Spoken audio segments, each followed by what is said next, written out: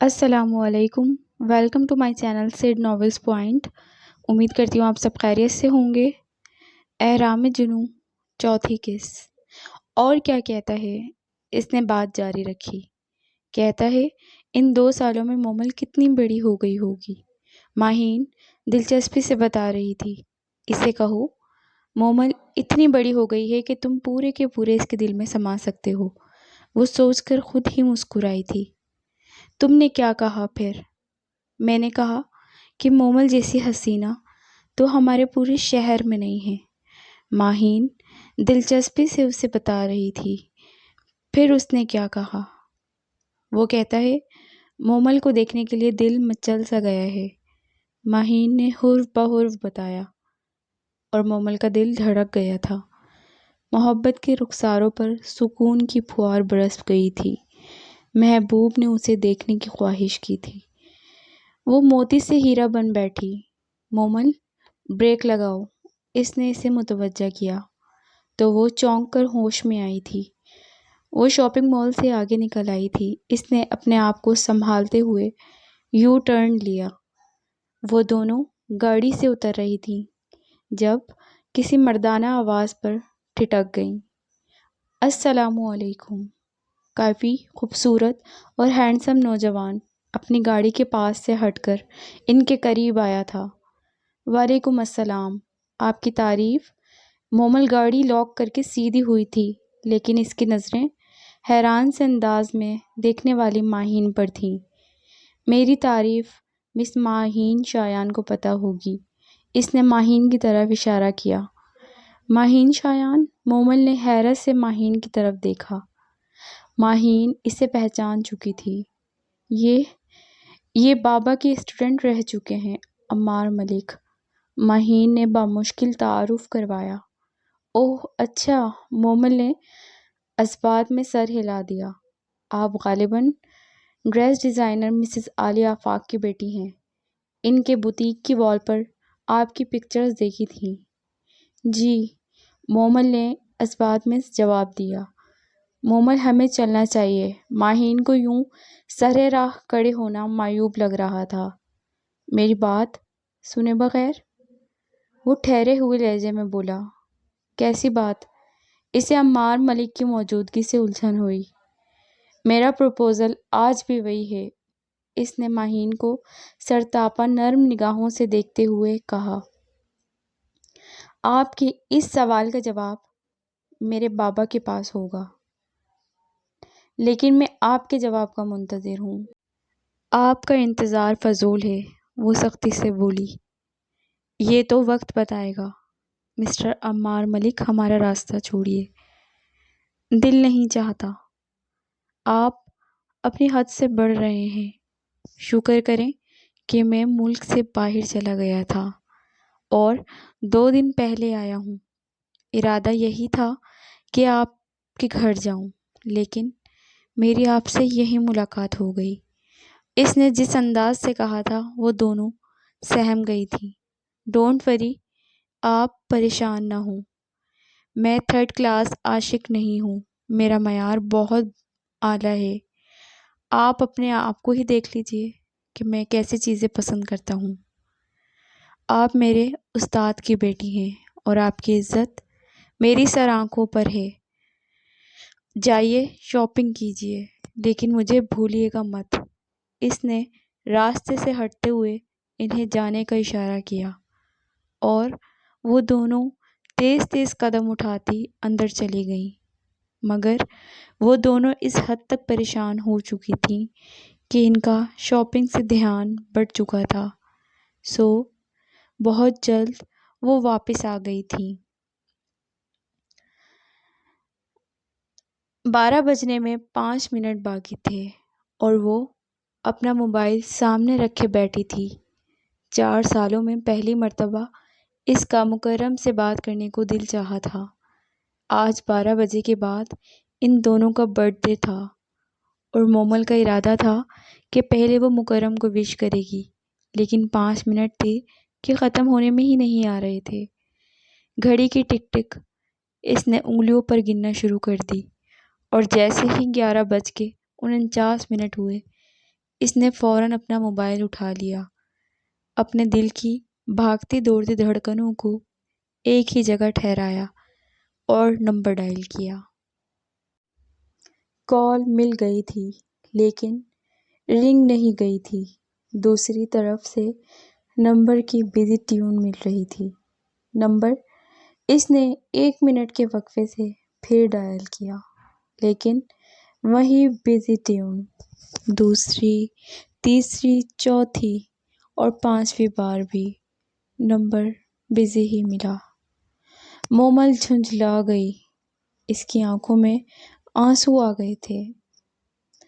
Happy birthday to you, happy birthday to you, happy birthday my dear darling. Alia پاک crystal کی چھوٹی سی trolley دھکیلتی ہوئی اندر داخل ہوئی تھی۔ ٹرالی کے اوپر ایک چھوٹا سا کیک سجا ہوا تھا اور کیک پر کینڈل روشن تھی۔ اپنی ماں کی اتنی محبت پر اس کی آنکھوں میں مزید آنسو آ گئے تھے۔ وہ ننگے پاؤں بیڈ سے اتر کر بھاگ کر ان سے لپٹ گئی۔ Thank you mama, thank you so much. وہ ان سے لپٹ کر رو رہی تھی۔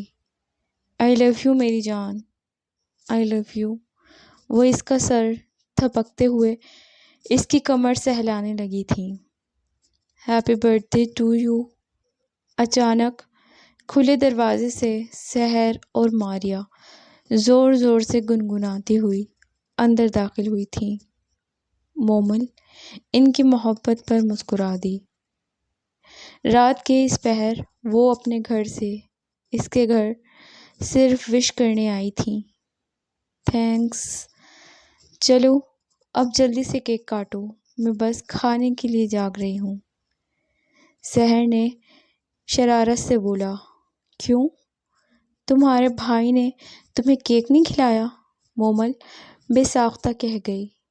ارے ان کو تو ابھی وش بھی نہیں کیا، انہیں وش کرنے کے لیے کال ملائی تھی تو ان کا نمبر پہلے سے بزی تھا۔ ٹھہرو میں ایک بار پھر ٹرائی کرتی ہوں۔ سحر نے اپنے نمبر سے پھر اس کا نمبر ڈائل کیا، لیکن وہی بزی ٹیون۔ مومل نے جلتے سلگتے دل کے ساتھ سر جھٹک دیا۔ چلو میں تمہیں کیک کھلاتی ہوں۔ اس نے چھری تھام لی تھی۔ آج وہ 20 سال کی ہو چکی تھی۔ مسز آفاق کی خوشیوں کا کوئی ٹھکانہ نہیں تھا۔ وہ اتنی سی دیر میں کئی بار اس کی نظر اتار چکی تھیں۔ اس کا صدقہ بھی دیا تھا۔ تھوڑی دیر میں اس نے کیک کاٹا اور پھر ان تینوں کو سرو کیا تھا۔ آدھے گھنٹے بعد وہ تینوں چلی گئی تھیں اور مومل بیڈ روم میں اکیلی رہ گئی۔ ٹھیک 1 گھنٹے بعد ماہین کا فون آیا تھا۔ اس نے اسے وش کرنے کے لیے فون کیا تھا۔ ماہین بولتی رہی اور وہ سنتی رہی۔ 10 منٹ بعد اس کا فون بند ہوا تو مکرم کے میسیجز آنا شروع ہو گئے۔ وہ بھی اسے وش کر رہا تھا۔ میں نے تمہیں کال کی تھی، تمہارا نمبر بزی تھا، مومل نے بے دلی سے لکھا۔ ماہین کی کال آ گئی تھی مجھے وش کرنے کے لیے۔ اسے حسب توقع رپلائی موصول ہوا۔ میں نے بھی وش کرنے کے لیے ہی کی تھی، تو اب کر لو، بہت دل چاہ رہا ہے تمہاری آواز سننے کو، مگر اب میرا دل نہیں چاہ رہا۔ میں کال کر لیتا ہوں۔ میں تمہاری کال یا کریڈٹ کی محتاج نہیں ہوں۔ ایسی باتیں کیوں کر رہی ہو؟ مکرم کی حیرانی اس کی میسیجز سے ظاہر ہو رہی تھی۔ تم کوئی اور بات کرو، مومل نے بات بدلنی چاہی۔ آئی مس یو۔ مکرم نے آئی مس یو کا پکچر میسیج سینڈ کیا تھا۔ تھینکس، میں نے فارمل سا لکھ دیا۔ تھینکس کس لیے؟ مجھے مس کرنے کے لیے۔ تم بدل گئی ہو مومل، میں جانتی ہوں، اور میں یہ بھی جانتی ہوں کہ تم بھی بدل گئے ہو۔ ہاں یار، وقت بھی تو بدل گیا ہے، 4 سال واقعی صرف نہیں ہوتے۔ مکرم نے آج مومل کی بات سے اتفاق کیا تھا۔ کب آ رہے ہو؟ بس چند دنوں تک۔ ٹھیک ہے، پھر چند دنوں تک بات ہوگی۔ اللہ حافظ۔ پھر مومل تکیے پر سر رکھ کر لیٹ گئی تھی، لیکن موبائل ابھی بھی اس کے ہاتھ میں تھا۔ چند سیکنڈ دیکھتی رہی، پھر ٹائپ کرنے لگی۔ میری وحشتوں کو بڑھایا ہے جدائیوں کے عذاب نے۔ میرے دل پر ہاتھ رکھ، ذرا میری دھڑکنوں کو قرار دو۔ سینڈ آپشن میں جا کر اس نے مکرم کے نمبر پر میسج سینڈ کر دیا تھا اور خود آنکھیں موند لی تھیں۔